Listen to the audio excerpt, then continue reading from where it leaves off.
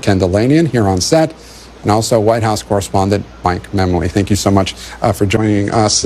Mike, I do want to start with you. You have covered the Biden family for such a long time. I want to ask you, despite all of those very firm statements that a pardon wasn't coming, sources now tell NBC News that it did remain on the table, right? So what drove the president to make those public statements if that was the case?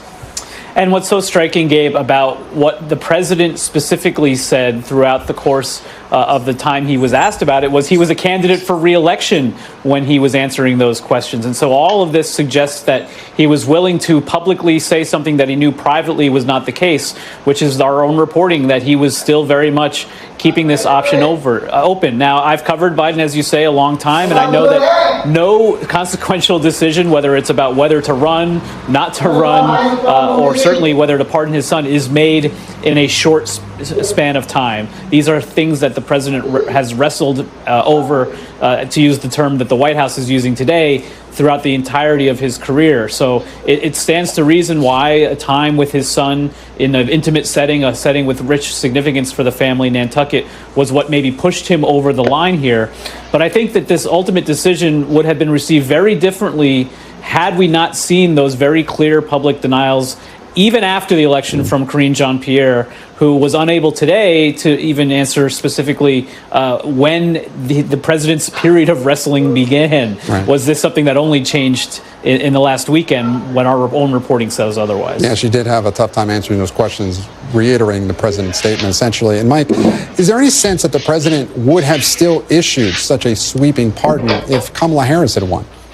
Well, that was an interesting moment in that conversation with Karine Jean-Pierre today and the reporters on Air Force One, because at first she did seem to indicate that this might not have happened had Kamala Harris been elected, but then she backtracked to say she didn't want to engage in hypotheticals. I would speculate to say that the president did not want to have to make this decision, and had his vice president won, had he stayed in the race and won himself, it would have at least given them more time, more options here to consider how to address this. But I also know that the president was looking at over the last 6 years, really, even longer than that, since he lost Beau and Hunter went into the depths of addiction, his concern over his well-being has been paramount. He's been something of a real shadow over his entire presidency and his campaign before that. And so this was certainly not an easy decision, but I think the fact that he ultimately got there was not a surprise to people. It's just the way they got there and the way they're explaining it to the public that I think is why you're seeing such a strong reaction from both parties today. That's right. And look, we've heard reaction from some Democrats, as you allude to.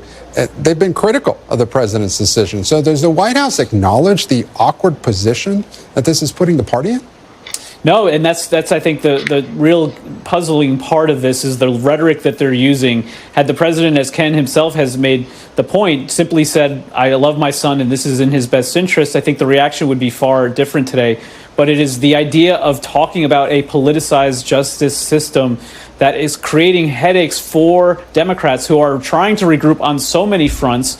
They're trying to make a plan for how to deal with the incoming Trump administration and what his Justice Department would do. And this has given Republicans such a clear roadmap for how to respond to any and all of those Democratic charges. And with President Biden leaving office and no political support really to count on, I think it's easier for Democrats to distance themselves from him now. Mike Memoli outside the White House. Mike, thank you. I'm joined now by Ken Dilanian here on set. Ken, what has the reaction been inside the Justice Department? Is there frustration there? Frustration, sadness, almost despair, because, look, Mike made the crucial point. Donald Trump, for years, has been saying that the Justice Department is politicized, has been weaponized. There's no evidence for that, and DOJ officials really push back strongly on that. Now you have President Biden saying some version of the same thing, and that's what they really resent. Had he just said, I need to save my son from a potential prison sentence and retaliation by a Donald Trump Justice Department, that would have been one thing. But he said the process had been politicized, and there just isn't any evidence of that. He said the prosecution was selective. Judges have ruled that that's not the case. Yeah, that's right. He went much further than just saying he needed to do this with his son. And on that point, I want to read a bit more of the president's statement where he mentions his plea deal, right? The DOJ deal to avoid charges. It fell apart in court. And the president writing, a carefully negotiated plea deal agreed to by the Department of Justice unraveled in the courtroom with a number of my political opponents in Congress taking credit for bringing political pressure on the process. Had the plea deal held, it would have been a fair, reasonable resolution of Hunter's cases. So remind us of the circumstances of that deal. Yeah, it was a complicated two-step plea deal, but the bottom line that people need to know is it would have resulted in no jail time and no felony convictions for Hunter Biden. So it was a pretty good deal.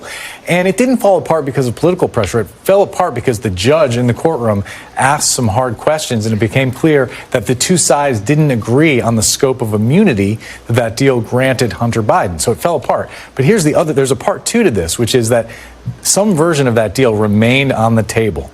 It wasn't the deal that Hunter Biden wanted initially, but it would have spared him jail time, spared him trials. He walked away from that. He and his lawyers decided to take their chances and go to trial in Delaware, and he was convicted of felonies. And then the process unraveled after that for him. So this all comes amid a presidential transition. Inside that Justice Department, what is the expectation heading into this new administration? Obviously, the president-elect picking this election for FBI director, but what do they think is going to happen in the next year or so, those rank-and-file career members of the Justice Department? Yeah, there's a lot of concern among the rank-and-file, a lot of resumes going out to law firms, people who are retirement eligible thinking about leaving. But there's also a sense that maybe people need to stay and try to uphold the norms of the Justice Department. There's just deep concern that Donald Trump and the people he appoints to these positions are going to try to politicize and do away with the independence of the DOJ, which it's a real value over there. They pride themselves on being independent of the White House, independent of politics, law enforcement officers trying to do their jobs. Even though millions of Americans don't always believe it, they believe it, and they're really concerned that that's going to be eroded under Donald Trump. Ken Dilanian, our Justice and Intelligence correspondent. Ken, thanks so much for joining us. And I'm joined now by Carol Lam, former U.S. attorney and now an NBC News legal analyst. Thank you so much for joining us, Carol. How unusual is it for a president to issue a pardon this broad?